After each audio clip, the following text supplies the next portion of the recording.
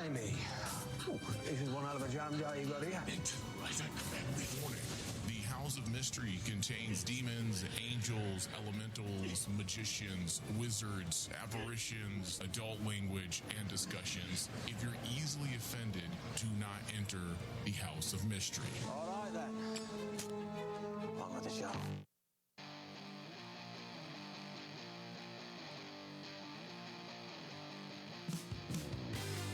All right, welcome everyone to the House of Mystery, the John Constantine and Friends podcast. I am Michael, your host.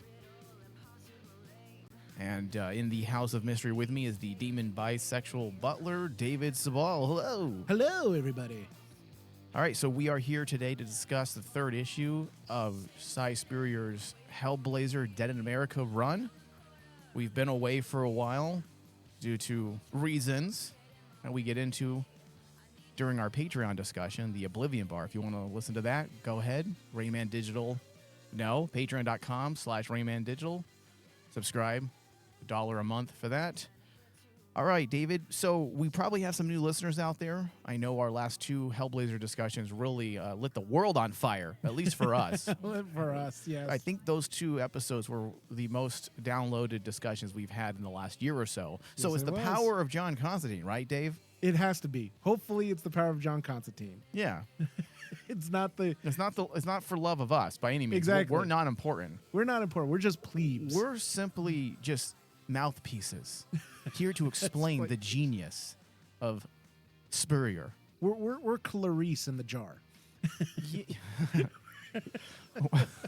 Our body parts are falling off. Falling off. All right. So, David, what did this issue accomplish? Actually, let me backtrack. I mentioned new listeners, right? That's where we started. This is going to be a chaotic show. I could tell already. Oh, yeah. For our new listeners, you can find all of our shows, past, present, and in the future, pretty much wherever you listen to podcasts. However, iTunes, or I should say Apple Music, and Spotify are our preferred feeds because of their review and rating system. So please head over there and leave us a review and subscribe. All right, David. So what did this issue accomplish in terms of actual story progression? I think that's a good way to start things off. Excellent way of putting it. Because truthfully, not much. Nope. Not much at all. However, this lack of progression doesn't imply intellectual deficiency.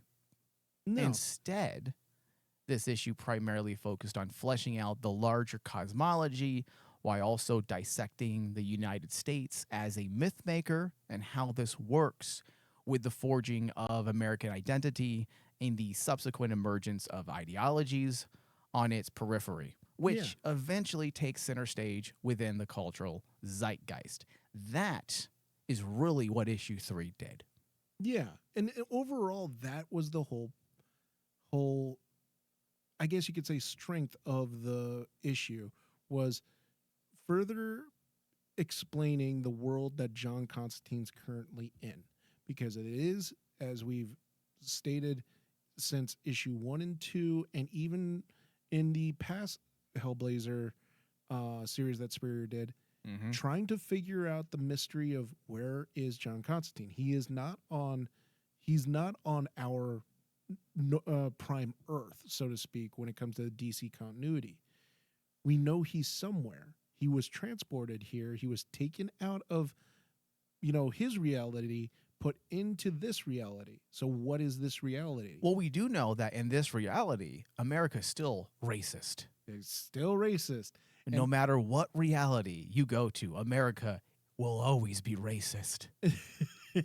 And we also know that basically in this world, the gods of this world are essentially the gods that have ruled the Sandman universe.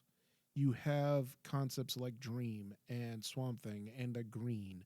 And yeah, but even this particular issue didn't really even get into that. It kind of just fleshing out the new players. And how they were able to take control and form through the power of myth. Now, understanding this, we can now see why Spurrier has chosen certain locales, like South Texas, Yes. and more specifically Hollywood.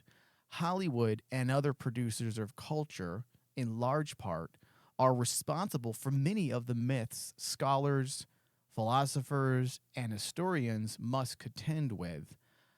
Spurrier also altered his narrative style quite a bit, which at first bothered the fuck out of me because the dialogue, narration itself, I should say, came off as incoherent at times. Yes, We it did. never quite understood who was talking chronologically as well as spatially. You had the regular dialogue that, for the most part, was easy to follow.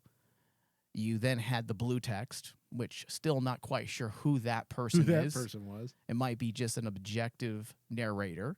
Then there's the text written within the white of the pages itself. So there's a lot of conflicting ideas there, narratively speaking. The structure is what I'm speaking of specifically. However, after Constantine mentions T.S. Eliot's The Wasteland, I was less annoyed because of what he was doing, meaning Spurrier, made more sense. The Wasteland, for example, does not follow a single narrative or feature a consistent style or structure. Yes. The poem shifts between voices of satire and prophecy and features abrupt and unannounced changes of narrator, location, and time, conjuring a vast dissonant range of cultures and literatures. And it employs many allusions to the Western canon, which essentially Spurrier borrowed Eliot's style for not just reasons of poetics, but because of its cultural It's significance. influences. Yeah, because like the thing about T.S. Eliot's Wasteland is it's one of the most important and highly regarded pieces of poetry in English literature. It is considered, like a central work for, I think it's called modernist poetry. Mm-hmm.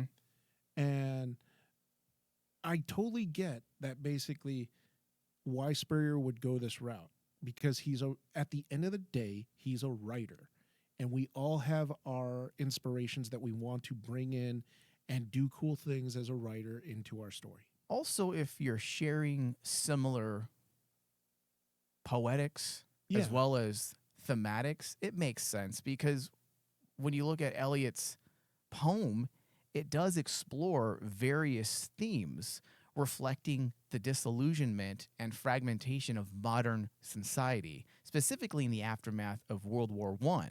Some of those themes are fragmentation and disillusionment, spiritual desolation, cultural decline and decay, the search for redemption, sexuality and desire, nature and regeneration, the cycle of life and death, alienation and isolation, myth and ritual. So just by going through those 9 bits of themes, Mm-hmm. you can see how several of them actually intersect with what Spurrier is trying to convey in issue number 3. Well, especially when you take into account the poem itself of The Wasteland. And I thought that this was really cool when you actually pair The Wasteland up to the comic, and you realize that The Wasteland is divided into 5 sections, and each section has its own title. And when you actually think about it, how the comic unfolds, it's interesting to actually see the correlation of like how the comic follows the same thematic narrative of the poem, which is Same the beats, first thematic beats. the thematic beats. Because like, say for example, like in the first, the burial of the dead. Well, what did we actually? Our characters start by actually having it focus on Clarice and them taking the jar to essentially, bring Clarice to her final resting place, so to speak, right?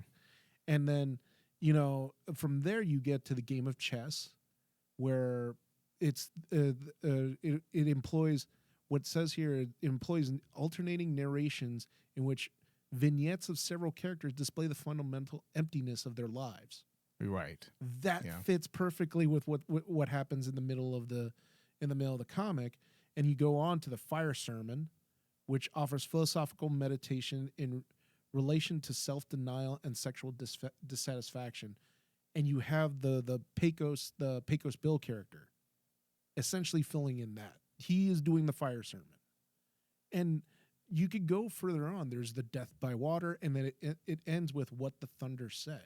Yeah, there's a lot of interweaving of ideas. There's a lot of interweaving ideas, and it was cool. I liked seeing him playing on. As a writer, I appreciate what he was trying to do and try to interweave and try to bring this beloved piece of literature As into a comic book form. Yeah, because as a literature nerd, which we both are, Yeah. it's fun. But It is fun. If you're looking at it as a comic book, surely a comic book fan. Well, David, just give me your initial thoughts then. My initial thoughts of this, which is good because it leads to it, I like what he did, but when I take a step back, I really feel that he really entered the weeds into this one and lost his audience.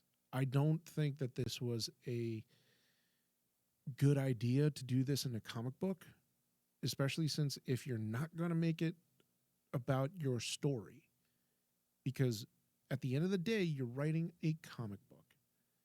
And your job as a comic book writer is to make sure you do not lose your audience to want to go into the next issue.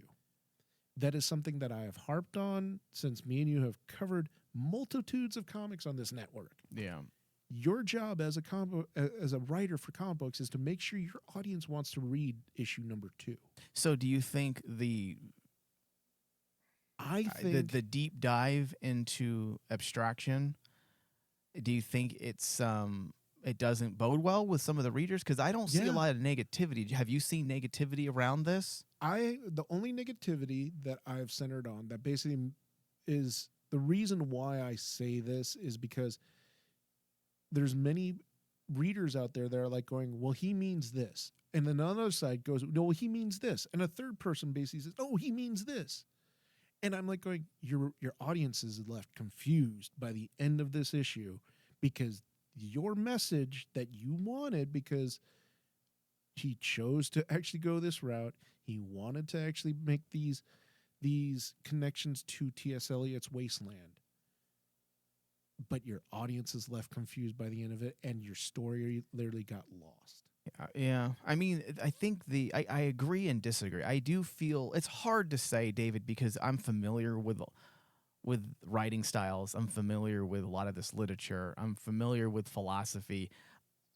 I read a lot of political books, not political like biographies on contemporary politicians, but like books of political theory. Mm-hmm.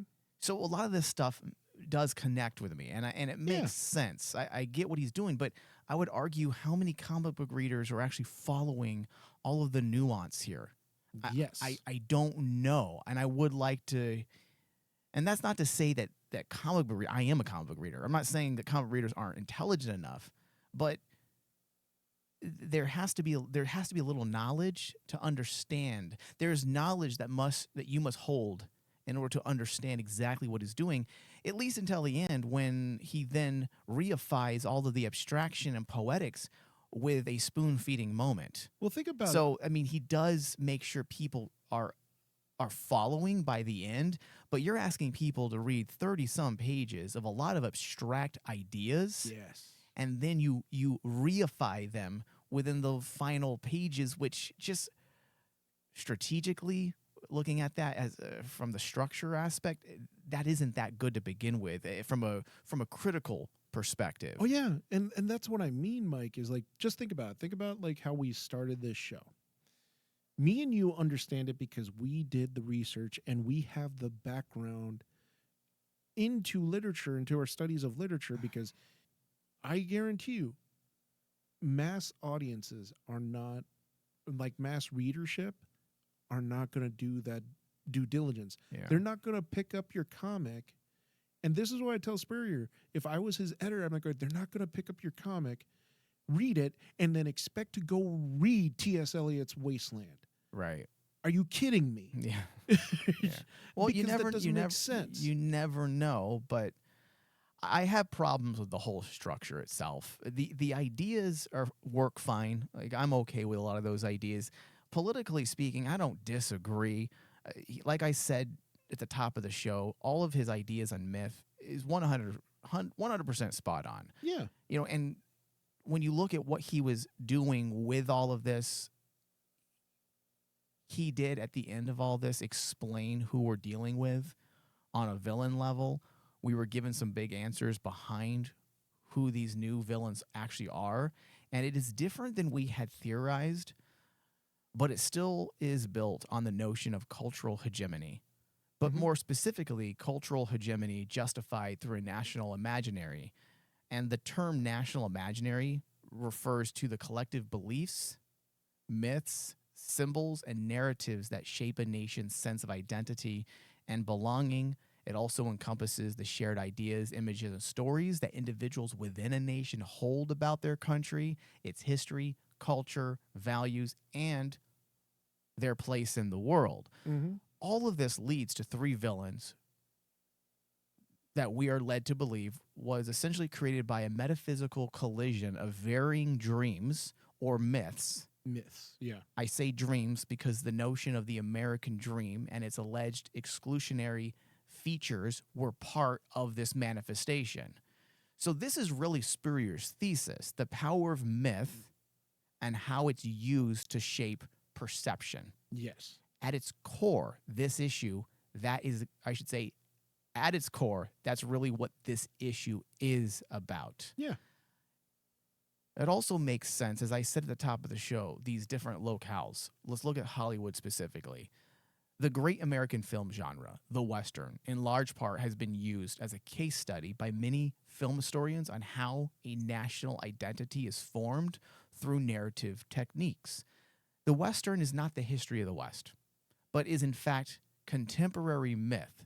So having Hollywood as one of our locales makes perfect sense. And when you throw in Texas folklore, it strengthens Spurrier's ideas that much more, not just because of the obvious construction of his narrative and the mythological undercurrents, but because these very larger-than-life folktales are what early Hollywood writers latched onto. Yeah. Among other things, to create what is today known as the Western film. So the Pecos Bill character itself makes sense. Typically, he's been used to embody the frontier spirit and the rugged individualism associated with the American West, particularly during the era of westward expansion.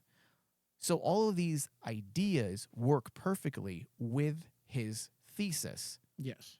So looking at this through Spurrier's logic, we know why, on a poetic level, it makes sense for dream to be pushed to the side because of a radicalized ownership of a dream that is turned into something harsher.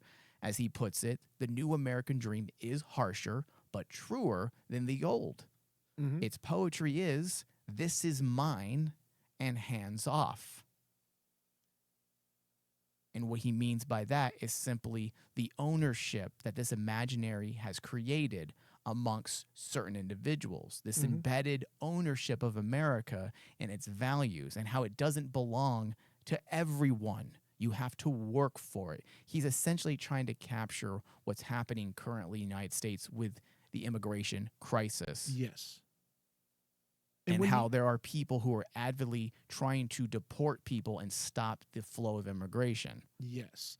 And when you actually look at the parallels that he's doing with the Pecos Bill character and then the La Riona character and basically put those two pieces into the equation that you're talking about, it makes sense. You have these two cultures intermingling and they clash.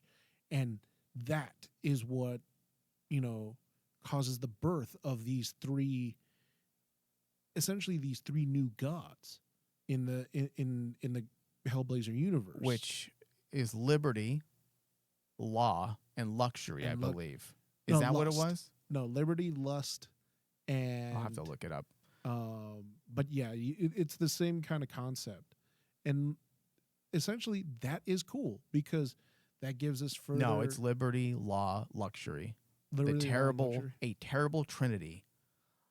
Liberty, law, and luxury. Yeah, and like essentially that is the American ideal, right? Liberty, law, and luxury. Those are the things that everyone chases here. I don't think, because I did see some people, a couple, not a lot, attacking some of these ideas.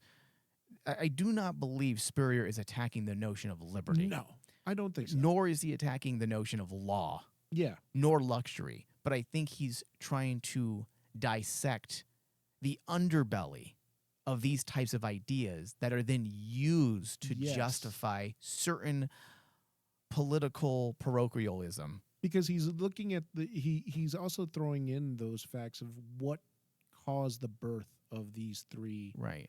It's a These three radicalized entities. version of liberty, law, and luxury that many of the people that he's using to point to as the exemplifiers of these ideas subscribe to. Yeah, and essentially, like when you take a look at the first two issues, it makes sense. It makes sense why the little girl, who I'm expecting that's probably luxury. The little girl basically tells Dream, "This is our land now. You don't belong here." Yeah, I type don't of think mentality. oh, you're talking about one of the creatures that were made. The creatures that were made. Yeah. Why they have this overall like mentality that basically unifies all of them, where it's like, this is ours, it's not yours anymore. That type of mentality. And when you get to this point, cool. Everything we've said works. But the one thing that basically just bothers me about this comic is it is called John Constantine's Hellblazer. Constantine, to me, is treated, and I mentioned this in an Oblivion bar, where Constantine is treated not like a third wheel of the story, not even a fourth wheel of the story. He's the freaking spare tire you keep in the trunk. Where he's just along for the ride. We don't even get to see him do what he does best in Hellblazer, which is he is a detective. He's an investigator. He's piecing this together. We don't get that. The person that's doing that is actually Nat.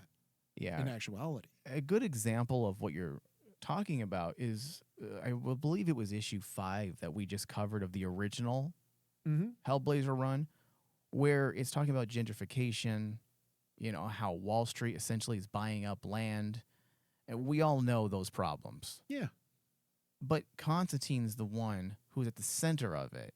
It's a character-driven story, but by learning about Constantine and exploring the world of Constantine, the writers are able to float those ideas, their own personal ideologies, their own personal opinions on certain things. Yeah.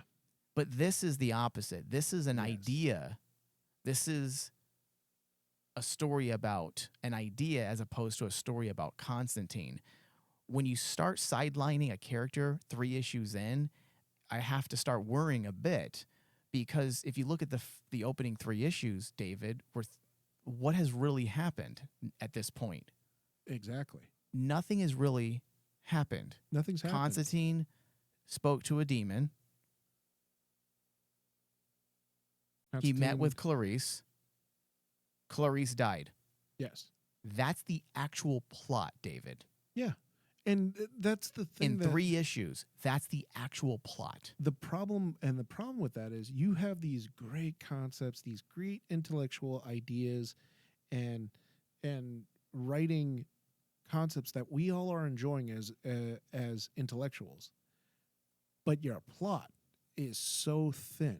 And listen, I'm not a plot baby. Lit novels are my favorite. Yeah. So I'm not against like ideas, and I'm not a traditionalist when it comes to my plot by any means. But we do need to have some plot. Yeah, we do, because you're dealing with. If I was the editor, and Spurrier was bringing me this, by now I would literally look at him and says, "Why did you need John Constantine if you're not using him? Yeah. Why are you not? Okay, if John Constantine's the reason why we're writing this story, is he going to do something? Well, that's going to come in issue 5. Well, why are we wasting time giving you this character when I could have just given you freaking Batman or something? explain that. And I honestly, as the editor, would be looking at Spurrier and going, we gave you John Constantine to use. You're not using him. You're bringing in all these other characters. Fantastic. We're never going to use these characters again. We're not. I'm not going to make I'm not going to make a comic based around Nat. Yeah. No. Noah? Oh, no. I'm not. Why am I going to make Why am I going to make a comic around Noah? I make a comic around John Constantine. And if you're not going to use him, that is when I start really dissecting the comic at this point. And I basically say, there's a thing I learned from a very close friend of mine who was an editor at DC. And he would always tell me, at the end of the day, when I start asking why, and if I have to look at my writers and say, why, multiple times, something's wrong with the story. Something's wrong with your plot. Yeah. Not your concepts. Your concepts are fine. The concepts are fine, but I have issue when you take. This is why I'm not a fan of covering these types of issues in a comic book. And not that there hasn't been comic books that have done amazing socio-political dissections. I mean, Hellblazer title itself over the last 30 plus years is littered with some of the best. Period. But taking such a large concept like the idea of myth making and the power of myth and trying to filter it down to one simplistic idea pertaining to racism, I feel like is a huge intellectual mistake on many levels, because myth isn't simply created so that you can justify racism. And that seems to be what he's saying here. He's taking a large issue of immigration and the people who believe in the rule of law. Mm-hmm. And he is demonizing this idea in simplistic terms. I'm all about dissection. I'm all about expressing. I'm all about commentary. I'm all about taking someone to task, a nation, a political figure, an idea. I'm all about that. I don't need to agree with it to love it. But I'm also against simplicity. And I think in a lot of ways, that's what's wrong with our country and our world today, is because of social media, large ideas are filtered down into simplistic binaries. Yeah. And that's when we start having real problems. And in a lot of ways, it feels like the power of myth is actually what Spurrier is falling victim to when you see stories like this. If you look at concepts from the French philosopher René Girard, who built his career in many ways off of the idea of the theory of mimetic desire and the scapegoat mechanism, Girard argued that human desires are not inherently individual, but are often mediated and shaped by the desires of others. And he proposed that individuals imitate the desires of others. In this case, read Spurrier imitating what he believes the social media following wants to read, which then leads to conflict and rivalries as people compete for the same objects or goals. So in the context of mimetic culture, Girard's ideas are often applied to understanding how cultural norms, values, and behaviors are transmitted and replicated within societies. So looking at this from a writing perspective and understanding that Spurrier is probably being inundated by certain ideas, he then thinks that he must tell this story. And in order to tell this story, he latches on to myth. But in doing so, even though he's accurate about American myth and how it has been formed, if anybody has read Joseph Campbell, who was a mythologist, he spoke about myths serving various vital functions to society, including providing individuals with guidance and meaning in their lives, helping societies maintain cohesion and order, and offering a framework for understanding the human condition. He also believed that myths are not just stories, but symbolic representations of deeper truths about the human experience and the cosmos. He also emphasized the importance of mythology in contemporary society, suggesting that modern individuals can benefit from studying and understanding the myths of various cultures to gain insight into their own lives and world around them. And in some part, you can argue that Spurrier was actually doing that. He's studying the American myth in order to gain insight. But then he takes that insight and he whittles it down into a very simplistic idea of simply racism. And when you take a major problem like the immigration crisis in this country, that's not just recent, it's been going on for several years now, the people who are actually avidly against all of this immigration, surprisingly, are immigrants themselves. Yeah. This is something that people never talk about on mainstream news. You and I, David, are both first-generation Americans. Our families immigrated here. We're the first generation to be born here, correct? For you too? Yes. Okay. And when you talk about immigration, when you talk about ideas like mine, this is mine, like he says in the comic book that he writes, what was the terminology? This is mine, stay off. Stay off. Yeah. Or hands off. A lot of those ideas are actually being voiced by a lot of Hispanic Americans, Latinos, whose families came here legally, who are living in impoverished areas in America that then see large swaths of immigrants coming into this country being given tons of things. And they become disillusioned. Like, well, we've been here. We got here legally. Yeah. And we worked so hard. We built our families here. You know, so I'm not, again, this is not me denouncing Spurrier, but I'm trying to float another perspective. And this is why stories like this annoy me, because stories like this don't take into account the complexities. Because and it goes to like what you said is like, instead he uses a single white racist. Yes. He uses and by doing so, he takes a complex theme, a complex narrative that he decides to tackle, and just like you said, he decides to narrow it down to this and simplify it. And in doing so, his entire story just feels shallow. And it feels redundant. Yeah, and maybe I'm misinterpreting. Maybe he's just talking about the American dream, period. And the American dream doesn't exist. It never has existed. And if it does, it only exists to white America. But see, that's the thing, though, Mike. You're actually bringing in another point of trying to view the comic, which is what, as I said earlier, so many people who have are reading Hellblazer right now. The overall thing everyone is saying is, well, he means this. And then he means this. Because if you take a step back and you open up that scope a bit, there are many other people, because I know it's a very common consensus now that the American dream was really the white American dream. Yeah. And this is not me.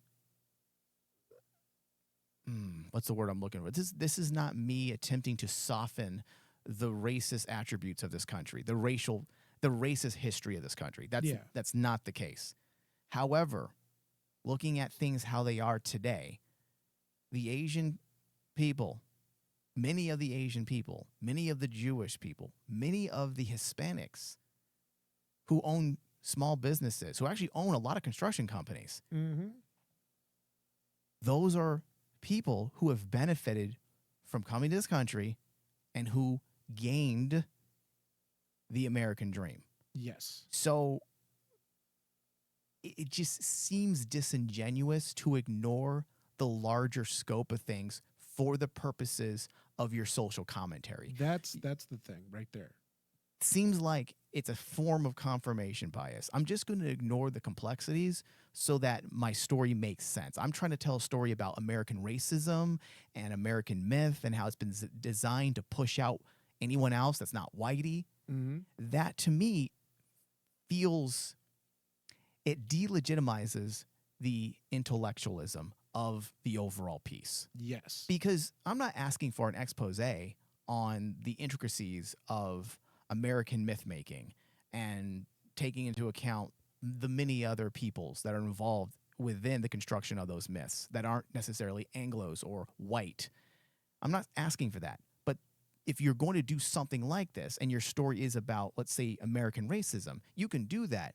but don't disregard ideas. You should have floated in some other ideas. You need to be a little more judicious, a little more objective in order to make your point stronger. A lot of times people don't realize if you're trying to make a point, your point is actually stronger if you don't disavow other perspectives. And that's the thing that's really frustrating too, because like in the very end, you begin to realize that he can actually bring in those other perspectives because he has multiple other characters in this story, right? He has other characters that can throw in their perspective. Do they? Does he use them? No. Instead, the other characters are dealing with one part of the equation. And it's like, that's why one of the things that I found really frustrating was in the very end, when Constantine is talking to Clarice and he throws in the line about freaking T.S. Eliot's Wasteland, it's essentially like Spurrier saying, well, for my readers out there that are a little confused, this is what it's all about. And it's like, no, don't do that. Don't try to meta explain your narrative or your thesis using another piece of work that is also very deep and I don't want to use the word convoluted, but it's very complex, and use that to explain your narrative for this issue. I find that I found the ending very frustrating because I was like going, why did you have to do that? You could have just used all the other characters to explain your point. Like what you said. Instead of simplifying it, bring in the other perspectives.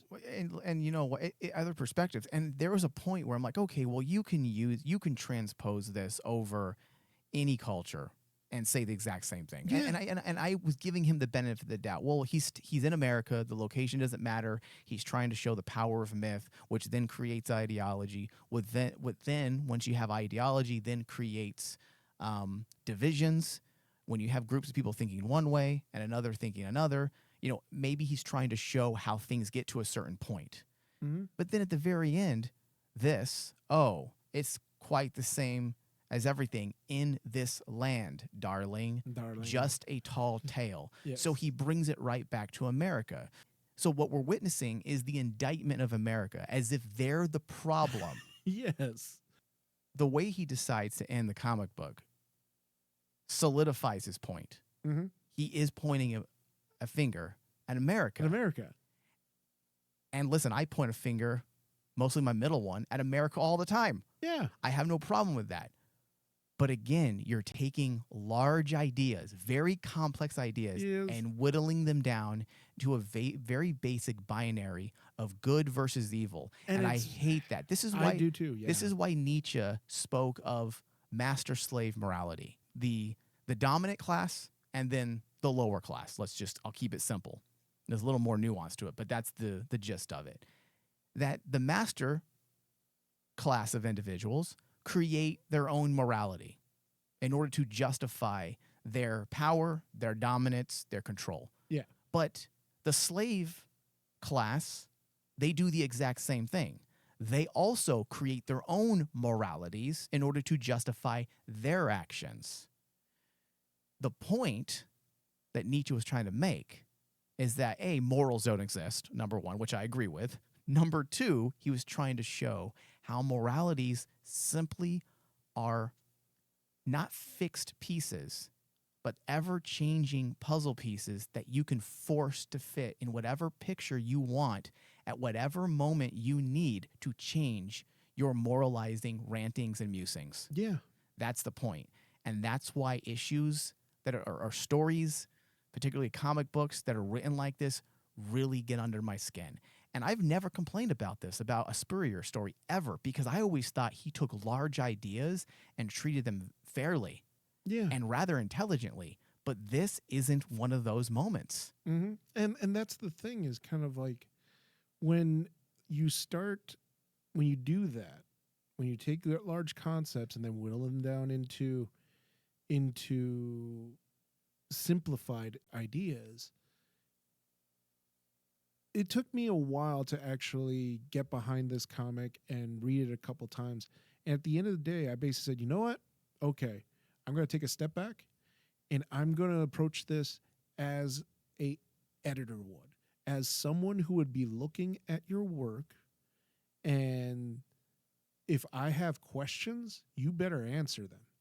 And the problem with this issue that I had, while I love the concepts and I love what he was trying to do, I had too many questions about your story. I ended up asking myself, like what I said, what my close friend would tell me, ask why. Why is this happening? And the sadder part is, like, I've never actually had to have to do that to Spurrier when he did the original Hellblazer run. Yeah. I didn't have to ask why. I went back and I actually thought about it. I'm like, going, no, he explained that here. He explained that here. And he explained it in this issue when he tackled certain things. And in Dead in America, I had the questions in the first issue, but then he answered it in the second issue. Okay, fine.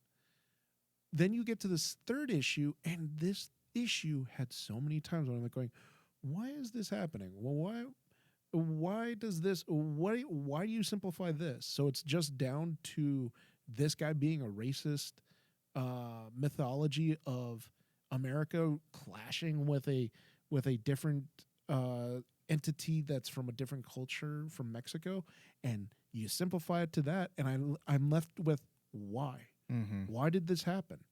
And why did this person have to actually clash with the entity? How did it give birth to the three liberties if there's actually other entities out there? I'm trying to like hold back some of my, because I don't like to. I think we all get offended at times, but I would even say there's moments that he delves into Hispanic culture, indigenous culture, and it feels like he really doesn't understand. Yes, but I would also argue it's a little insulting how he uses it. And I don't want to get into it too much. Yeah. So even as a Latino, he doesn't. This is why Whitey shouldn't tell me how to feel. And I will be very open. I don't care. I am fucking tired of Whitey pandering to us. Yeah. I don't need Just you don't do fighting my battle. I don't need you trying to dissect my problems. If I need someone to do that, I'll go to a psychoanalyst. I feel like this is excluding us, David. We hear all these stories about representation, right? And the white intellectuals are at the forefront of this, right? We need to show representation matters, and we need to let black people and brown people and everybody have a voice. But then you get a story like this that is literally excluding Latino perspective. Yeah. and that's the problem when you take a concept like this and you simplify it.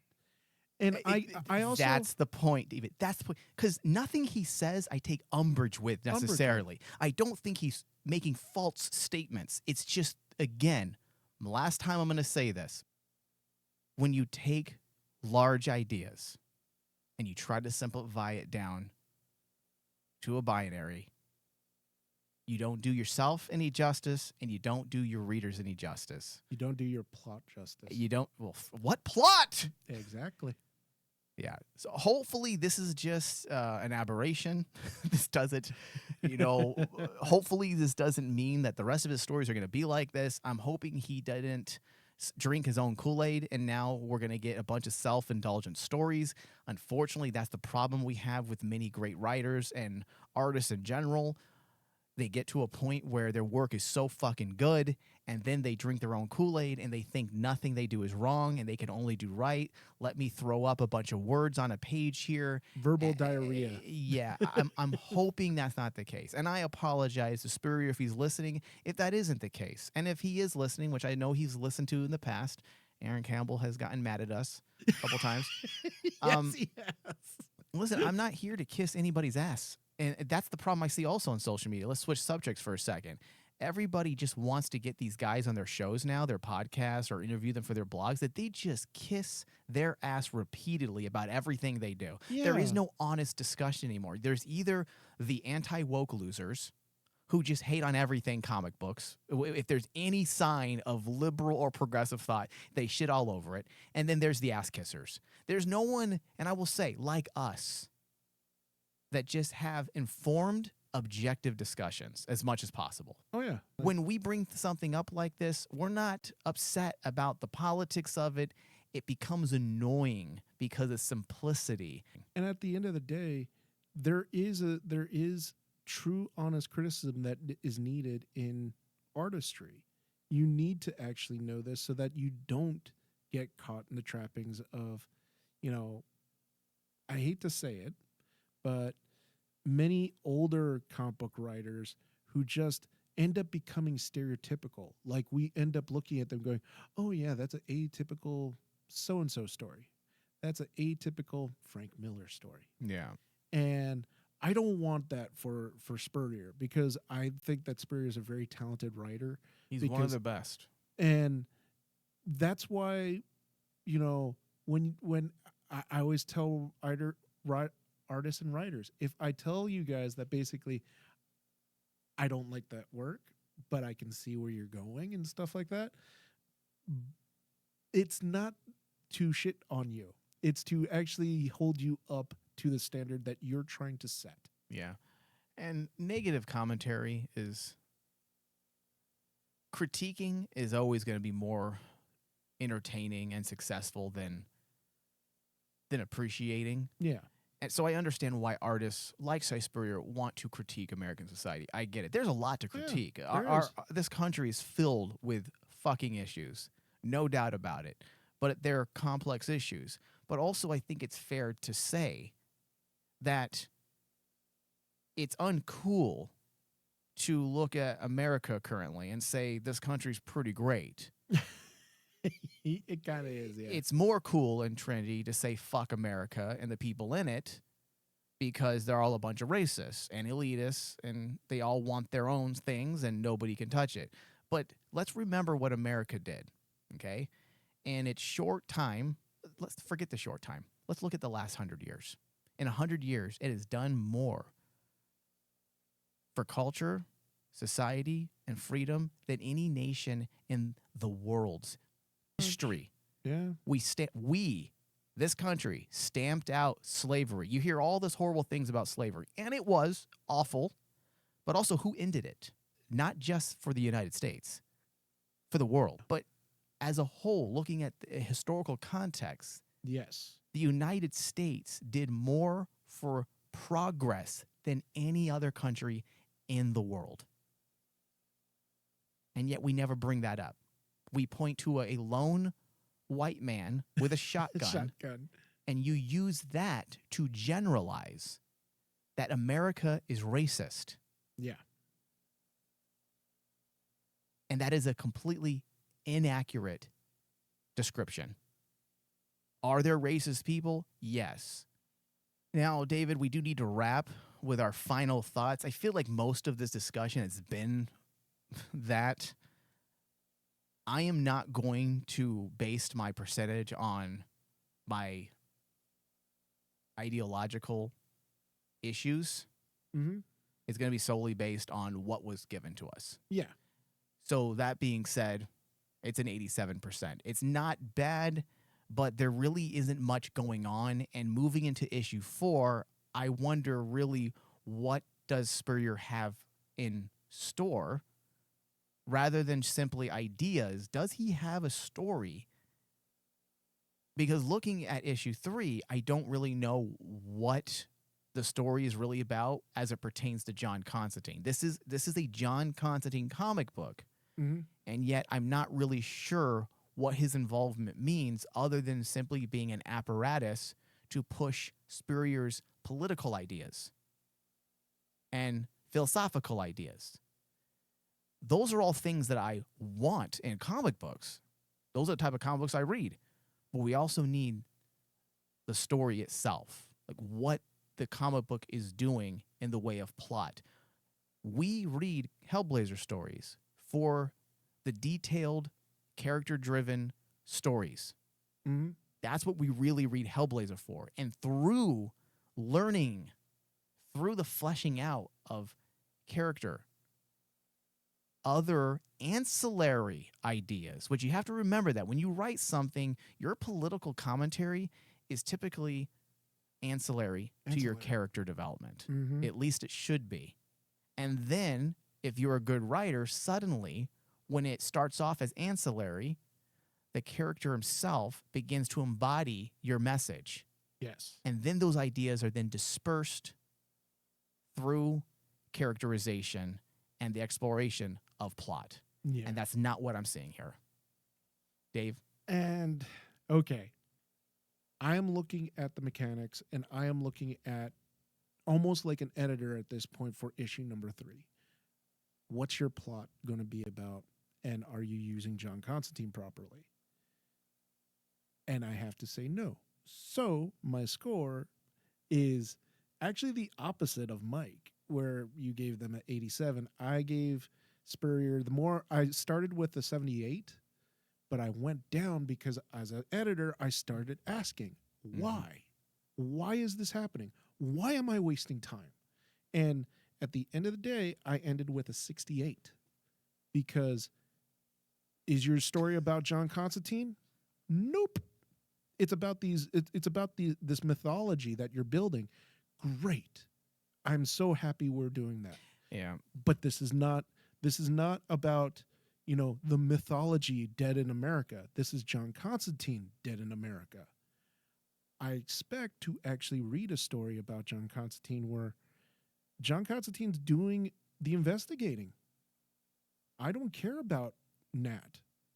Nat's a cool character, but am I going to ever see a comic actually centered around her? Hell no. Yeah, but even that, let's say Nat was being used more, which she was. It really wasn't even really about her. It wasn't about her. All these characters, the things they said, David, were so contrived to shape his message. Yeah. And that's just not a good way to write things. There's other ways of doing it. And as a comic book fan, I am sold on this comic when your entire selling point, Swamp Thing and Constantine solve a mystery in America. Okay. Has Constantine and Swamp Thing done anything yet? No. They've been dragged around like freaking puppies on leashes and been told what to think. David, what I said a few moments ago about the plot of the opening 3 issues is 100% accurate. Yeah. They get to America. Sandman talks to them. They pick up Swamp Thing. On their way, they find Swamp Thing. Clarice dies. And Clarice dies. That's the actual story. That's the story. Far. And I'm like going, that's why I'm going, as a 3rd issue, you decided to actually take your thesis and shove it into the 3rd issue. While, mind you, I would be looking at this going, if you're going to do this, do it in the 1st issue. Do it in the 1st issue. That way it's a table setter. Yeah, a lot of these ideas could have been broken up into like 2 or 3 issues. So it didn't just come off as this message dump. Yeah, it's a message dump to me. It's actually an exposition dump. That's really what it is. You can intellectualize it all day long like we did, and I stand by that because what he's using is intellectually wealthy, like they're intellectually rich. There's just a lot there. And I'm sorry, but also you could have done the exact same thing without this massive dump of information in one issue. And I'm sorry, I'm looking at this, and you're expecting me now to say that issue number 3 is a throwaway. It's a throwaway issue. Does it affect the story at all? Not really. If you were to remove what's happening in here, it depends on issue 4, but I don't think you would miss much. You wouldn't understand his political point, but I would argue that knowing the name, liberty, luxury, and law, you can kind of put it together. Like, oh, okay, all right. And congratulations, you gave me an issue that I throw away, and essentially, in today's comic book reading world, if you have throwaway issues, that's a major mark against you. Yeah. And, you know, as I said, Spurrier, no offense. I love your work, but don't turn into Zack Snyder. Okay. No, just don't turn into the other. Watch American Fiction. Okay. Watch American Fiction. Then you'll know Yeah. how tired of us minorities feel about these types of stories. Like we're over the pandering and the patting on the backs, telling us you understand our plight. When reading something like this, you obviously don't. Yeah. And the funny part is, he probably could next issue rebound and everything will be fine, but I will always feel that now issue number 3 is a throwaway issue. Yeah. Well, nothing we say matters because we live in a land of tall tales. So what we're doing right now is myth making. Pecos Mike. Yeah. I'm not really Mexican. I just made it up. All right. Thank you, everybody. Later.